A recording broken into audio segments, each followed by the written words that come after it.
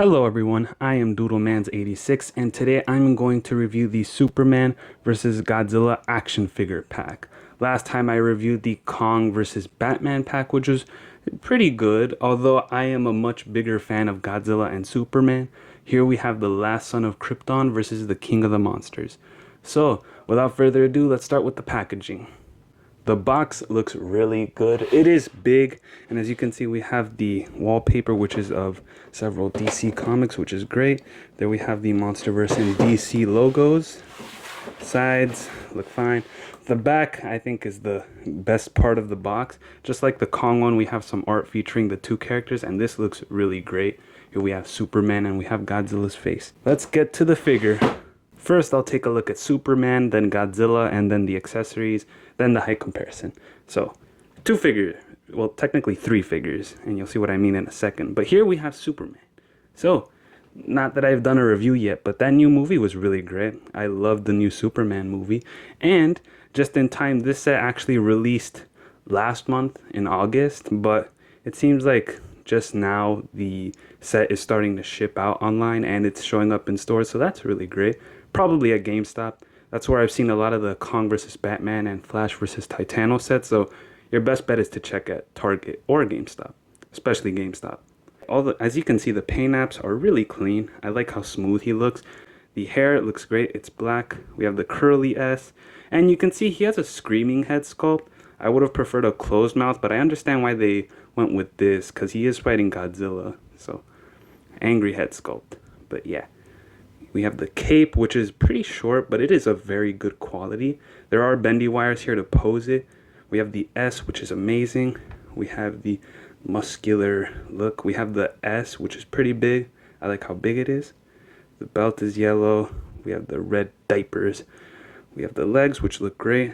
And I don't know if you can see it, but the joints here for the ankle are a little bit darker than the rest of the calf and foot. It's not too noticeable, but it is noticeable enough. But yeah, overall, I love how Superman looks. The figure feels great, and the cape is really well done. I love how they did the cape. Articulation is pretty good. For the head, I mean, look at this. That is some movement. That is a lot of movement. You can see he looks up and down pretty far. And unlike the Batman figure where the ball joint was at the neck, this one is at the head, and I prefer the head being on the ball joint, but I'd prefer having both. For the shoulders, we have the butterfly joint. You can see that. It's alright. Goes all the way. We have a bicep swivel. Swivels all the way. Double hinge at the elbow. Pretty great. You can see here we have the swivel and hinge at the wrist. And you can see the wrists are blue. So that's something. We have a ball joint here for the torso and the waist, and you can make them look pretty far up, which is amazing. This is what I wanted from a Superman, so that's really great. The diaper piece here is very soft. You can kick forward and back this far.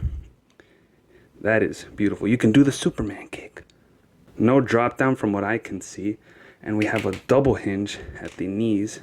You hear the sound of that bad boy? Then we have the swivel hinge at the ankles. We have a pivot. And the cape has bendy wire. It is the soft good. Very soft, somewhat thick cape. Thicker than I thought it'd be. Very fun to play with though. You can do a lot of nice poses with it. Overall, he articulates really well. And I love him. He is very poseable and very fun to play with. And here we have the King of the Monsters. I don't remember the last time I reviewed something this big, but here he is. As we can see, he is like very spiky, very sharp. Not that it's spiky like you'll hurt yourself, but in terms of the look, he is very sharp, very huge, and he has this overall very imposing look, which I love, because in the comic, well, I haven't read it, but from what I've seen, he looks very big and scary, and that is awesome. So taking a look at the head, we have the sharp teeth, very white, very clean. Godzilla brushes his teeth. We have the tongue, which is pink, and the eyes, which are red, which is an amazing look. We have these scales and patterns, the armor plating on Godzilla here. Slightly different than what we've seen in the movies, especially these spines, but I'm assuming that's more of a comic look. And I like that he's not one for one with the movies. I prefer this like comic like look to this Godzilla. Like the spines aren't accurately shaped to the movies, but I imagine in the comics they're drawn differently. So overall, I love it. And as always, I love how they did the spines, especially this tail. It looks so dangerous. And the tail weight, it's very heavy, which is actually really cool. I mean, I don't know why. It's very soft, very rubbery, which I love. Overall, I think Godzilla looks amazing here, and he is a really nice looking Godzilla. For articulation, we have some pretty solid points. We have a hinge at the jaw, opens up really wide. Doesn't exactly close though, but I like the open mouth look anyway. For the head, we do have a ball joint, but it's more or less a swivel. The sculpt kind of limits him. So this is as much left and right action as you're gonna get. But he can look all the way up, so that's a bonus. For the shoulders, they swivel, and as you can see, at certain points you can see some of the sculpt that isn't sculpted, some of the plastic. So yeah, there's that. The legs also swivel, and they swivel all the way if you move the arms. So swivel at the hips. We have like a ball joint, but it's more like a swivel at the base of the tail where you plug it in. Very easy to plug into.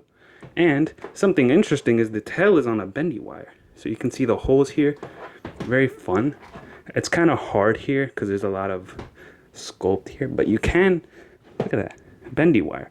I've said it time and time again, I'm not a huge fan of bendy wires, but here with Superman and Godzilla, I think it's pretty great. I like the bendy wires. They work for me. We get some pretty good accessories here. We have a stand for Superman, although I don't really have any trouble standing him, so I haven't even used it. Superman actually stands pretty great on his own. We have some alternate hands, some open hands. You could use these for flying or any action poses. And we get a card. Again, it's the art, and this looks incredible. I like it. We have some information on the back. And my favorite accessory is this little Superman that is included to scale with Godzilla.